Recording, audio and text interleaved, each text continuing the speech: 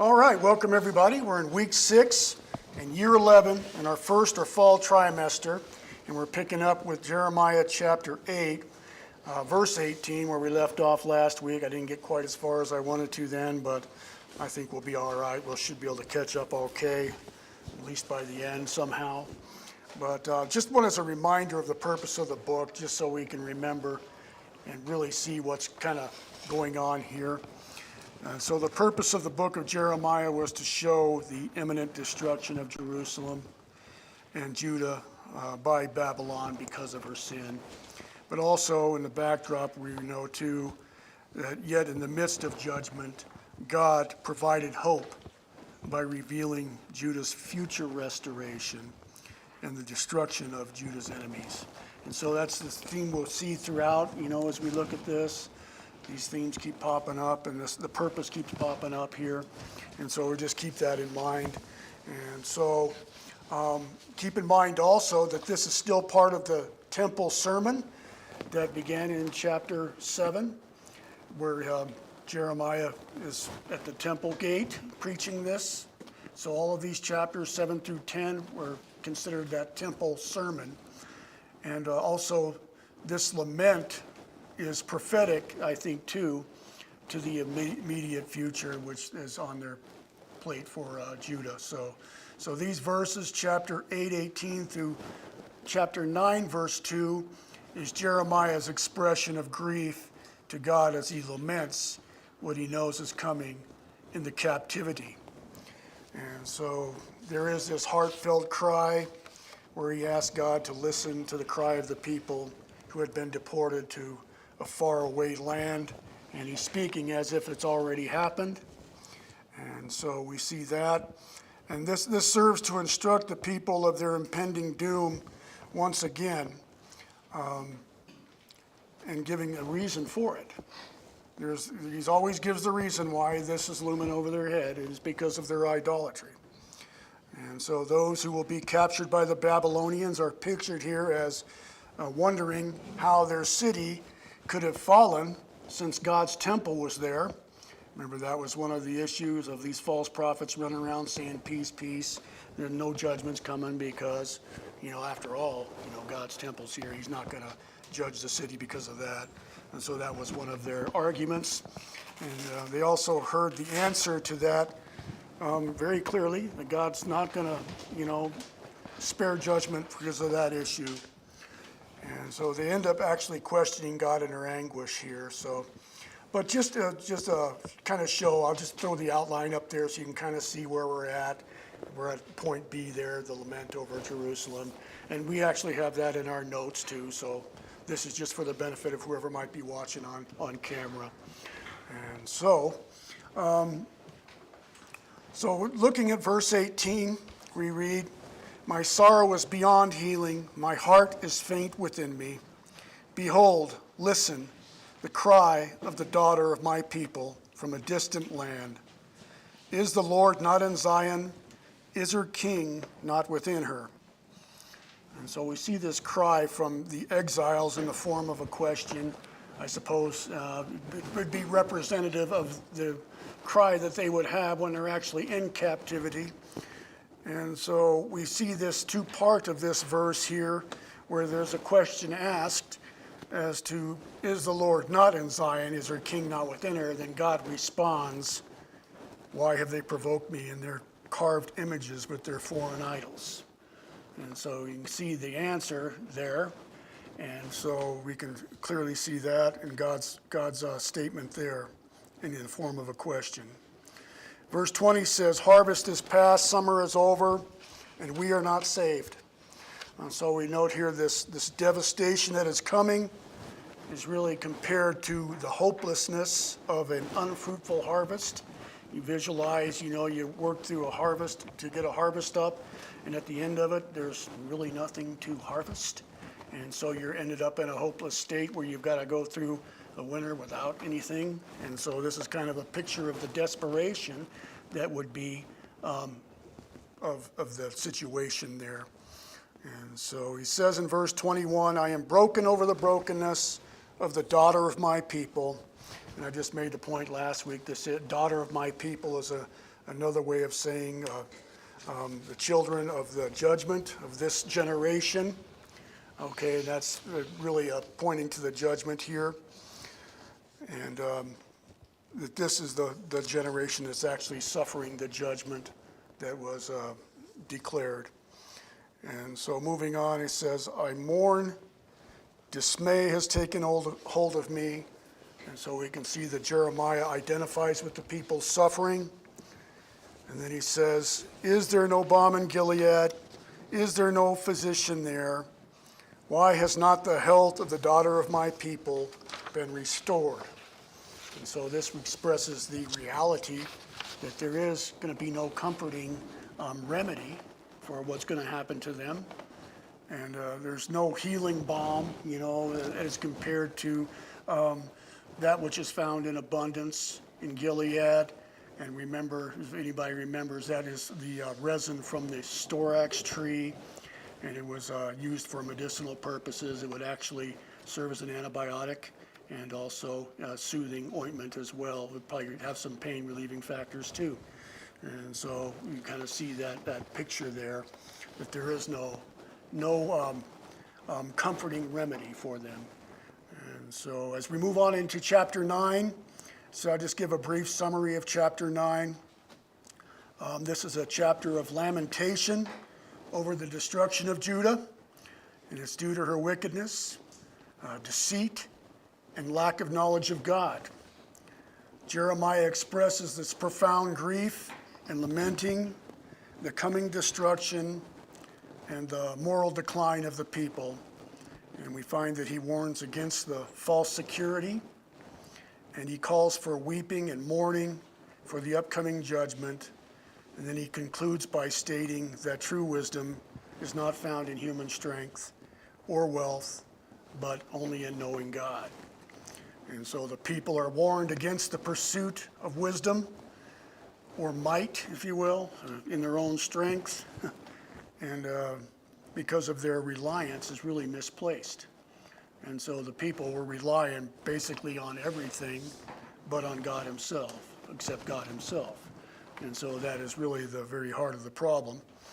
And so moving into these verses, we get a real sense of the grief of Jeremiah as he laments the state of the people in verses 1 through 11. He says, oh, that my head were waters and my eyes a fountain of tears, that I might weep day and night for those slain of the daughter of my people. And it really goes to show the great grief that he has here. And, even not even having enough tears to cry, just kind of gives you that feeling. And it really is shows well the mixture of grief and empathy. At the same time, there's this issue of bitter anguish, too, of the sin that brought them there. And that he really wants to get away from it all. This is a great burden to the prophet. And so we can just kind of look at verse 2 as we read verse 2 here. He says, oh, that I had in the desert a traveler's lodging place so that I might leave my people and go away from them. And so in this traveler's lodging place, would be not really a favorable place to be. They also were described as being filthy, and really the living conditions are not very good. And so the less than ideal conditions was actually preferable to him, I suppose, than being in Jerusalem where such immorality was present and described as we see through verse 8. And so just, in this whole issue here, though, we notice this concept that the universal corruption, as our outline has it, the universal corruption that leads to destruction in chapter 9, verse 2 through 9. And so that's the concept that we're seeing here. And this whole issue of the widespread deceit.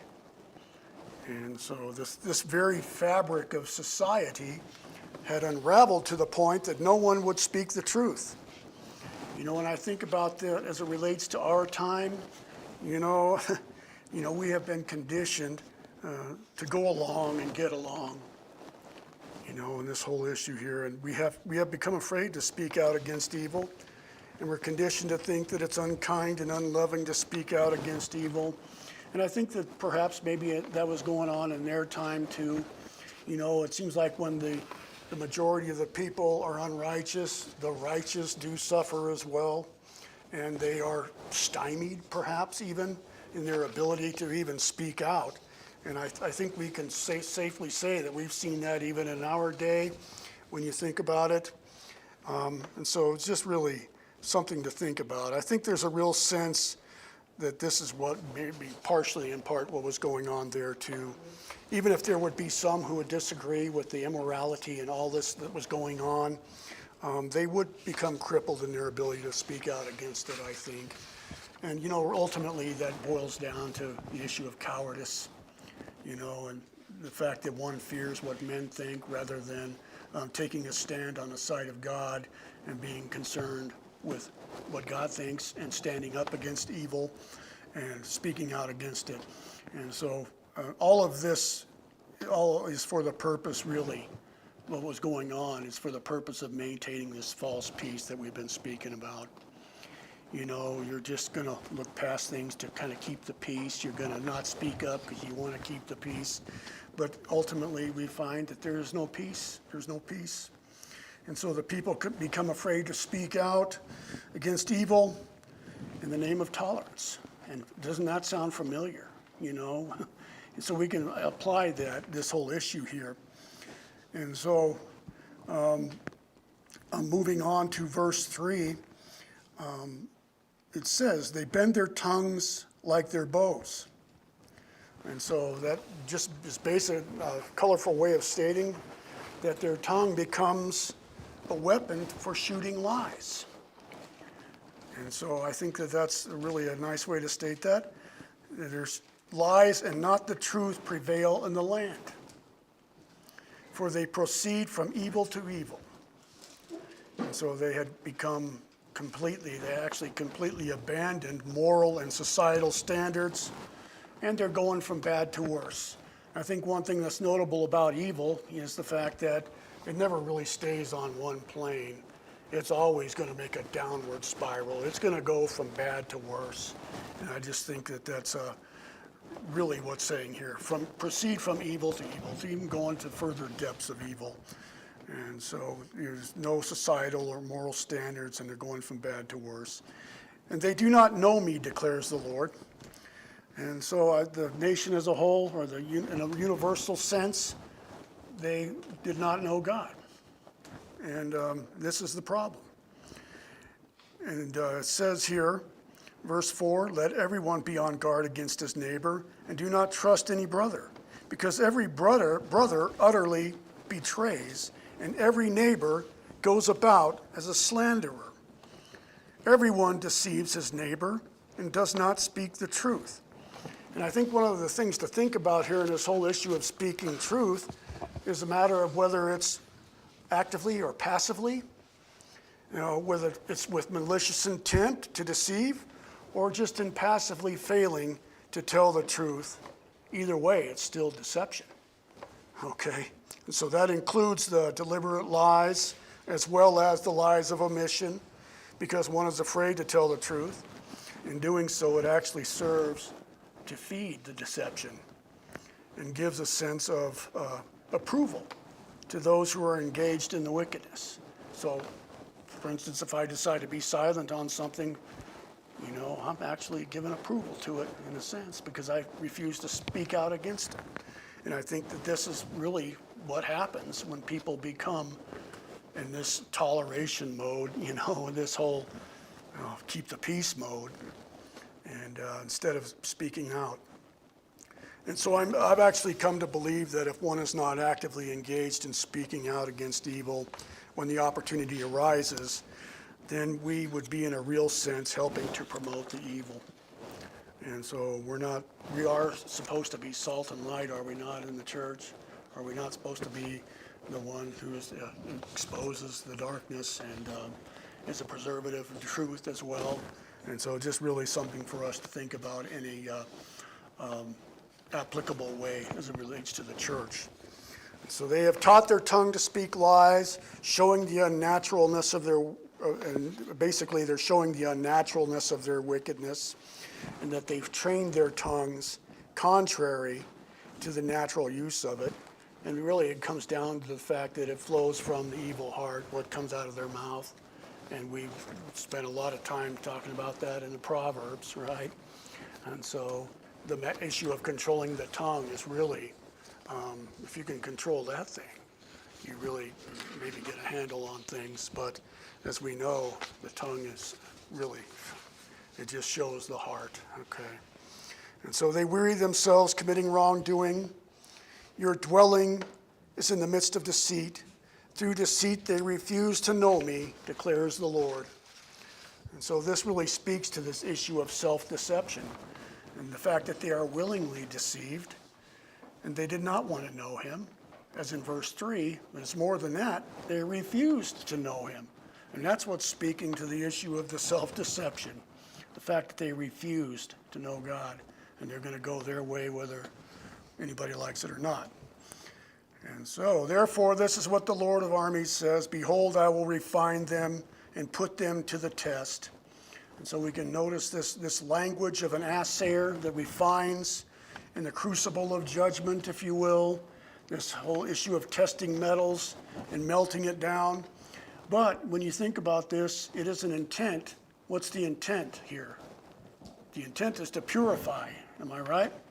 And so you have to remember, this is another clue that God is in the business of restoration. He's in the business of restoring and purifying his people. And so I think that this is really something to ponder, because when we consider the wicked, is that the case for the wicked, the ones who are not the elect? Not so much. What they get is punishment. It's not with a view to restoration. And so we'll talk a little bit more about that. But God says here, for what else can I do? Because of the daughter of my people. Their tongue is a deadly arrow. It speaks deceit. With his mouth one speaks peace to his neighbor, but inwardly he sets an ambush for him. Shall I not punish them for these things, declares the Lord? Shall I not avenge myself on a nation such as this? And so we can just note these rhetorical questions where the answer is obvious. It doesn't need to be answered because he shall avenge himself, because he is a holy and just and righteous God, and he has to punish sin. And so we'll talk more about that too as we go through this.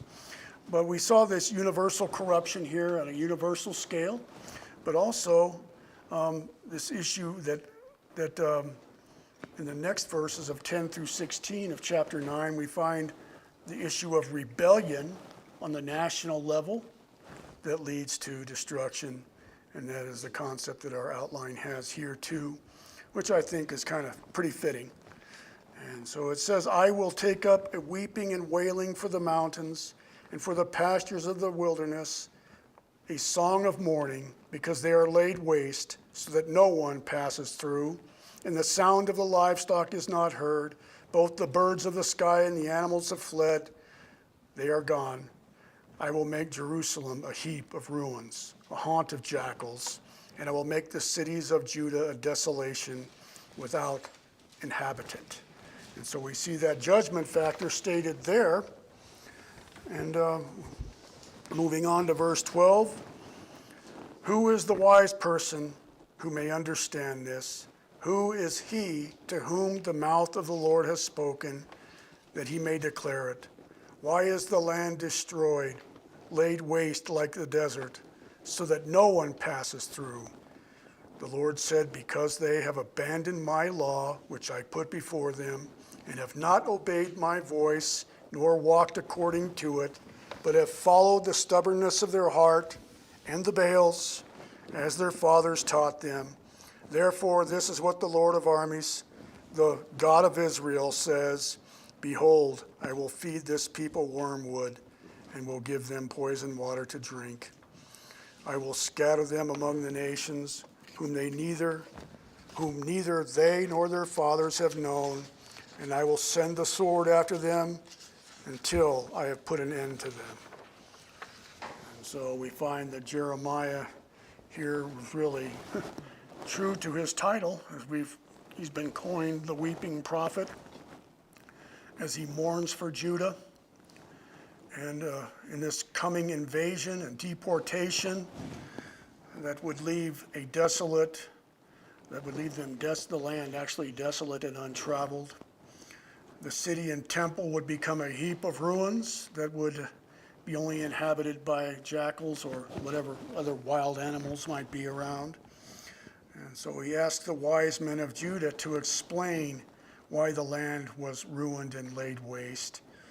And of course, the answer stated the obvious, that it was because the people as a nation had turned away from God's law and embraced the gods of the nations, the Baals, and whatever else they've embraced.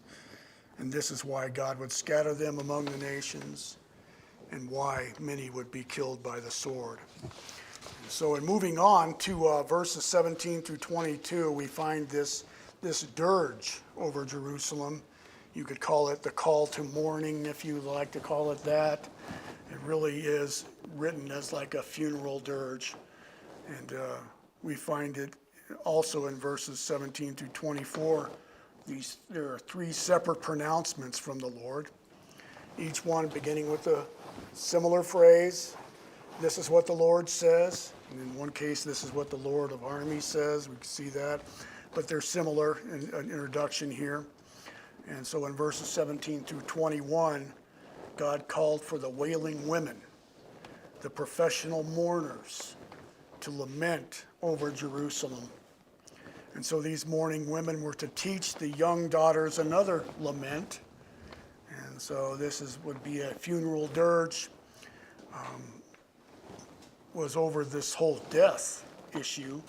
And the dirge would be the death of the young children and the young men who were killed by the Babylonians when they broke into the city. And so we'll just read this here. This is what the Lord of armies says: consider and call for the mourning women, that they may come, wailing women. So that's what they are. They're the wailing women. And send for the skillful women, that they may come. And I think the skillful women is just pointing to the fact that they're professional mourners here. And have them hurry and take up a wailing for us, so that our eyes may shed tears and our eyelids flow with water. For a voice of wailing is heard from Zion. How devastated we are. We are put to great shame, for we have abandoned the land because they have torn down our homes. Now hear the word of the Lord, you women, and let your ears receive the word of his mouth. Teach your daughters wailing, and have every woman teach their neighbor a song of mourning. For death has come up through our windows.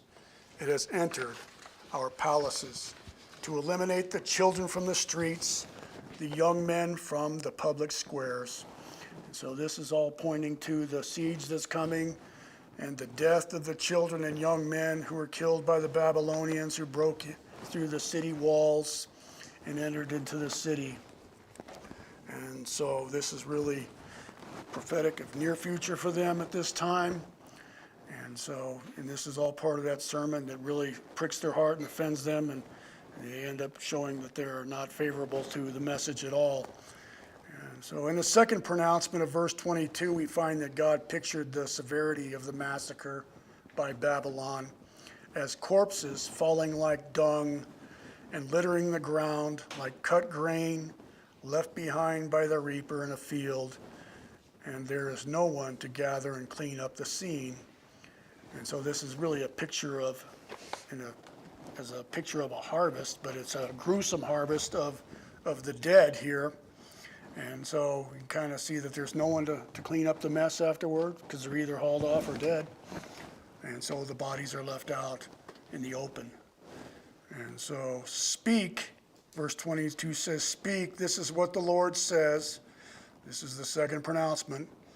The corpses of people will fall like dung on the open field, and like the sheaf after the reaper, but no one will gather them. And so moving on to verses 23 through 26, we find the issue of man's ground for boasting. The issue of true wisdom and God's judgment is being laid out here. In this third pronouncement from the Lord, verses 23 through 24, we find that it summarizes the response that God expected from the people, that they were not to boast in their human worldly wisdom or their own strength or their own wealth, because these are the things that are fleeting. Okay? Instead, their boast should only be to the extent that they know and understand God. And so that should be their boast. And it says here, this is what the Lord says: "Let no wise man boast in his wisdom, nor let the mighty man boast of his might, nor a rich man boast of his riches, but let the one who boasts boast of this, that he understands and knows me, that I am the Lord, who exercises mercy, justice, and righteousness on the earth. For I delight in these things, declares the Lord." And so we find here these things that the Lord delights in, the mercy, justice, and righteousness. We know that it certainly was not being practiced by his people, because they abandoned the Lord and his principles in favor of trusting in themselves, trusting in worldly wisdom, their own autonomy, their own strength, their own wealth. They trust in the other nations, and they trust in their gods, and really they trust in everything but God alone. And so the result is really showing the opposite of what God delights in. And so it really manifested in a lack of mercy or no mercy, skewed or perverted justice, and also all forms of unrighteousness. And so all because of the fact that to abandon God in favor of a self-centered lack of humility, there's no love for God, and it's seen in how they treat man too. And so that's just really the very heart of it. If you have the right relationship with God, then you're going to probably have a right relationship on the horizontal plane with humanity as well. And so I think that that's really this whole issue of mercy, justice, and righteousness. That's what God delights in. And it's in his nature, so he can really do no other. That's what he delights. And so he's going to be wrathful for those who are against that standard. "Behold, the days are coming, declares the Lord, that I will punish all who are circumcised and yet uncircumcised, Egypt, Judah, and Edom, the sons of Ammon and Moab, and all those inhabiting the desert who trim their hair on their temples, for all the nations are uncircumcised, and all the house of Israel are uncircumcised of heart." And so if living autonomously as practical atheists, and the whole issue of the false religious outward expressions and rituals, the outward sign of circumcision that is not in keeping with the inward reality, the hypocrisy of the uncircumcised heart is not going to please God. And so they are ultimately no better than the pagans that are mentioned here. If they thought they were going to get by with sin because they had the outward sign of the Abrahamic covenant, they thought they would get by with sin because of that. Followed a certain dress code. This whole issue of trimming the side of the temples, were called trimming the corners of their beard, if you will. That was laid out in their dress standard as Jews, but if your heart is not right, what difference does all of that make? So they're really no better than the pagans, and they get this whole issue here and the reality of the truth factor here. And they're not going to get off because they thought God would not judge them because of these things. And it all comes back to the issue, too, of their reasoning of the temple or their past history where God saved them from something. They use that as another reason. This is just another reason. And so the outward sign is not going to save them. Judah's faith in the covenant sign was misplaced.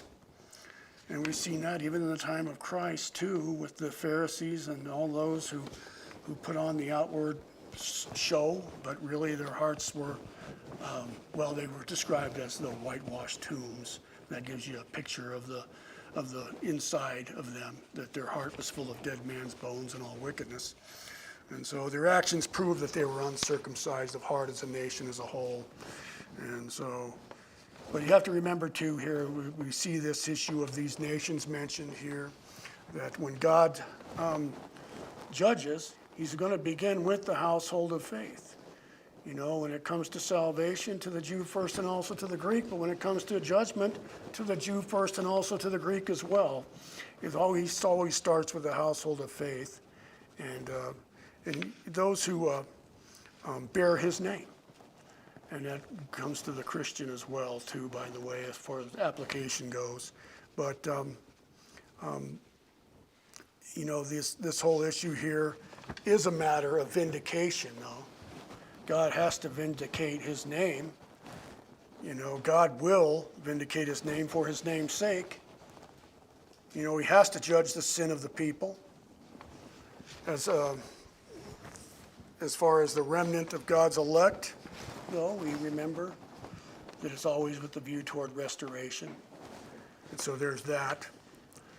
But the false religious system must be judged.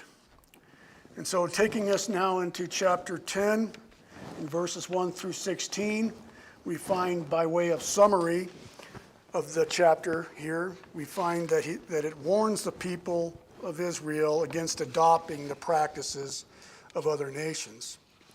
And we see here the contrast of futility of man-made idols with the power of the only true and living God. There's that contrast. And the chapter describes how idols are fashioned by human hands from wood and metals, and they are powerless and of no value as something to be served in worship. Whether they're costly or not doesn't matter. They have no value as being assigned deity to. And so God is presented as the eternal king and creator of the heavens and the earth, who spoke into existence all things, that they would dare to fashion an idol out of. It just really shows the insanity of sinful man. And so this chapter also includes the prophecy of impending judgment of exile for Judah as the consequence of their unbelief and disobedience.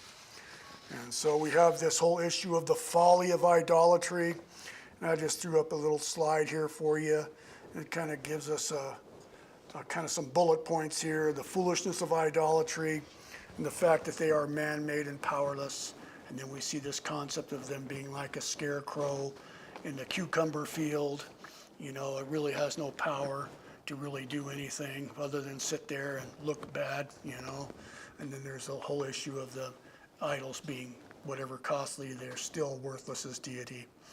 And so this is a parenthetical satire of the folly of idolatry too, I think, these verses. And it kind of serves as a parenthesis here too, continuing on with this, that will be, and continuing on with the discussion of the coming exile. And so there's this little space here dedicated to this. And it really serves well to show the foolishness of placing one's eyes on the gods of the nations. Because after all, there is no power in them, because they are an invention of the idolatrous minds and hearts of men. And the only seeming power that they might have may be that the demonic realm perhaps is allowed to entertain the idolatries of men. I think God does allow that, in fact, in order to feed their own deception. And I know too that I think that it is not apart from God allowing it. You know, they may seem to work out, you know, they may seem like they're bartering with their gods is actually working, but just because it seems like that doesn't mean that it's really happening that way. It just means that there's some spiritual forces at work that are allowed to deceive men in their idolatrous practices. And so just something to really, really ponder there. He says, hear the word of the Lord, hear the word which the Lord speaks to you, house of Israel. This is what the Lord said. And I do think that he's speaking to both the northern and the southern here, because we know that the northern, they fell. What was their reason for their captivity? Same thing. except they were on a more gross level of a higher level of idolatry than even. At this point, I don't know if there's much difference, but they certainly did completely abandon God. So I think it's speaking to both the north and the south here. Ezekiel says there was a difference, that Judah suppressed Israel in idolatry. She was worse than either the nation of Israel. Well, yeah. Well, it's starting off, I mean, now at this point, yeah. At this point in the game, certainly. But, they had completely, there was, from a perspective, I guess there was maybe some hope for Judah, but in the overall arching picture, no, we see that is certainly not the case. It says here, do not learn the ways of the nations, and do not be terrified by the signs of the heavens, although the nations are terrified by them. And so the nations, they worshipped the celestial bodies, the sun, the moon, the stars, and whatever else they worshipped. And any cosmic disturbances that might have came about, whether they would be eclipses or comets or meteors falling to the earth, they would take them as signs from their deities. And God's people are not to get involved in that nonsense here. And so God's people are to trust him and not in anything of the earth and the elements. And so verse 3 says, for the custom of the peoples are futile, for wood is cut from the forest, the work of the hands of a craftsman with a cutting tool. They decorate the idol with silver and gold. They fasten it with nails and hammers so that it will not totter. They are like a scarecrow in a cucumber field. They cannot speak. They must be carried because they cannot walk. Do not fear them, nor can for they can do you no harm, nor can they do any good. And so idols really are worthless, no matter how much mystical power you want to try to assign to it. It's all just magical thinking from the idolatrous hearts of men. It really boils down to animism. We know that animism is the attributing life to something that is inanimate and assigning some kind of magical power to it. But, and we see that even in false religious expressions in Christianity as well. And it really proves that they are out of touch with reality. And that's another point that I want to make too, that true Orthodox Christianity keeps us grounded in reality. It's not a flight to mysticism or to these types of things. We are grounded, solid in reality. And I think that that's what true doctrine should do too. We don't deny the miracles of God, but at the same time, we are grounded in reality. And so, moving on, we find the following verse. We find this contrast of worthless idols with the only true and living God. And so I just flashed up another bullet points there for you. The majesty of the only true and living God, the fact that he is the creator and king, he is unique and all-powerful, and he is in control of all nature. And he says, there is none like you, Lord. You are great, and your name is great in might. Who would not fear you, O King of the nations? For it is your due. For among all the wise men of the nations, and in all their kingdoms, there is none like you. But they are altogether stupid and foolish. The instruction from idols is nothing but wood. And just that kind of cracked me up a little bit, because when you think about it, what does wood do by nature? It doesn't do much, does it? Okay. And so it just really kind of struck me as rather kind of funny. It's not giving instruction to anybody. It grows maybe, it might shed some leaves or become a board later on in its life, but it doesn't do anything in and of itself other than that. And so beaten silver is brought up from Tarshish, and this Tarshish is possibly a city in southern Spain, and some commentators make the point that it could be a technical term for mineral-bearing land. I tend to maybe favor the Spain view, but I'm not 100% sure on that.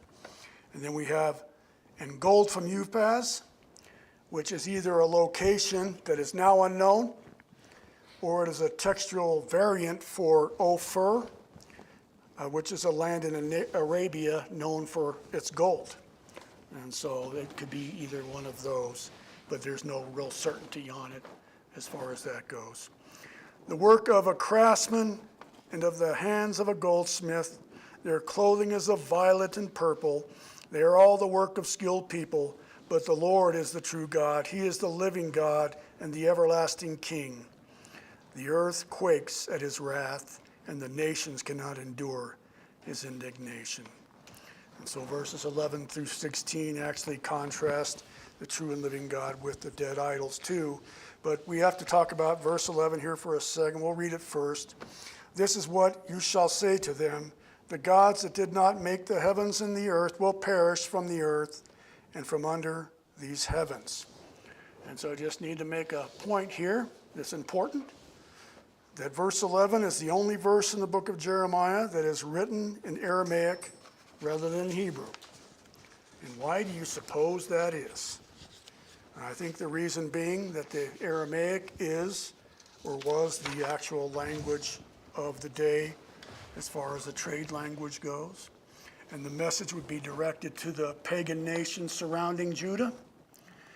The message to these surrounding idolaters that their false god, who had no part in creation, would perish from God's creation. So there's a little message for those nations here, and I think that was done certainly on purpose, written in that language for that reason.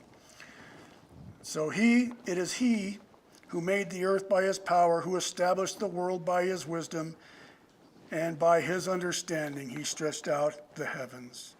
When he utters his voice, there is a roar of waters in the heavens, and he makes the clouds ascend from the end of the earth. He makes the lightning for rain. He brings out the wind from the storehouses. Every person is stupid, devoid of knowledge. Every goldsmith is put to shame by his idols, for his cast metal images are deceitful, and there is no breath in them. They are worthless, a work of mockery. At the time of their punishment, they will perish. The portion of Jacob is not like these. And so a portion of Jacob is actually a title for who? God himself.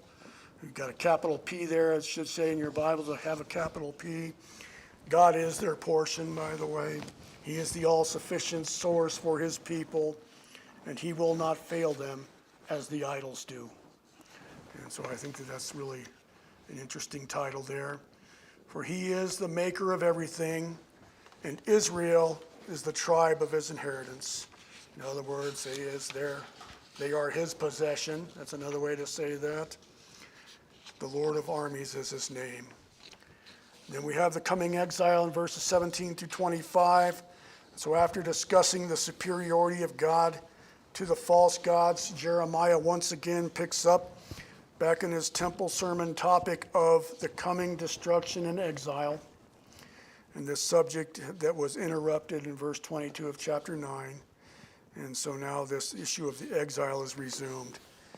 Pick up your bundle from the ground, you who live under siege, for this is what the Lord says. Behold, I am slinging out the inhabitants of this land at this time, and I will cause them distress so that they may be found. In other words, that they may be captured is another way to stating that. Woe to me because of my injury. My wound is incurable. But I said, this certainly is a sickness, and I must endure it. My tent is destroyed, and all my ropes are broken. My sons have gone from me and are no more. There is no one to stretch out my tent again, or to set up my curtains. And so we find this issue of tents here, and this kind of a nomadic language metaphor here from the perspective of those who would go into the destruction and exile. They are going to feel the woe because of the great loss of home and family that they're going to suffer. And we find that her sons were actually deported, and we know that that was certainly the case in Daniel's time when he was deported. And so we can kind of get a feel here, kind of a little bit of what's going to what's going on. For the shepherds have become stupid and have not sought the Lord. Therefore, they have not prospered, and all their flock is scattered. So the leaders were to guide the flock, and the leaders that were to guide the flock, I should say, were allowed the flock to be scattered. And really, they had no choice in the matter at this point. They were not on the side of God anyway. It really goes to prove that godly leadership is really important. And if they're not on board with God, God's going to get his way one way or another.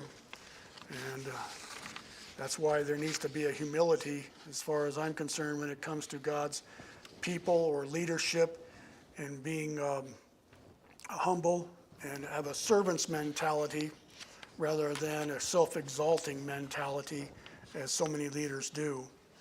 And so if we are called sub-shepherds of Christ, then we should not see ourselves exalted to any position. You know, we actually servants of the people of Christ, in the body of Christ. And I think that that's an important attitude to have when you're in the body of Christ. And we all have to have that humility, I think. And so just something to really ponder. And so we move on here. We find the sound of the report, behold, is coming, a great roar from the land of the north, to make the cities of Judah a desolation, a haunt of jackals. I know, Lord, that a person's way is not in himself, nor is it in a person who walks to direct his steps.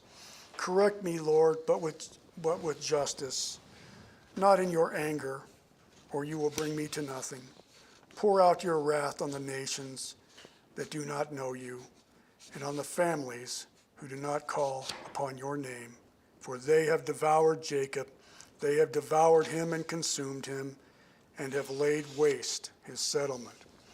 And so we notice these concluding verses of this chapter here. They are a prayer from Jeremiah to the Lord. And I see here that verse 23 makes a clear point that a person's life is not his own.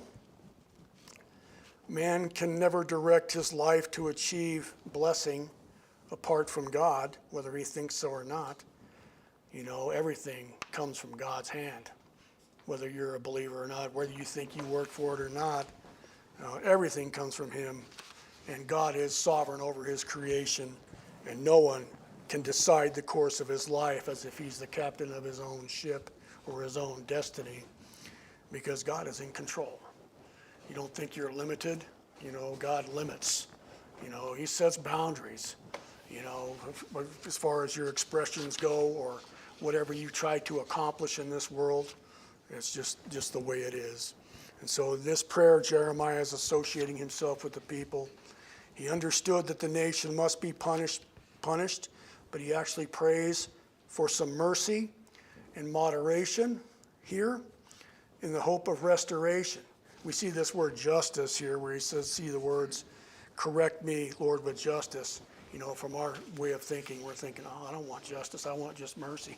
Okay, so, but I think that's really, he's just asking for some leniency here and some little more mercy and to be more fair and exact in his justice rather than acting in wrath. And so I think that that's really the point that's being made here. And so, you know, and moving on, I could say a lot about that whole thing, but we're going to move on, just kind of start in chapter 11.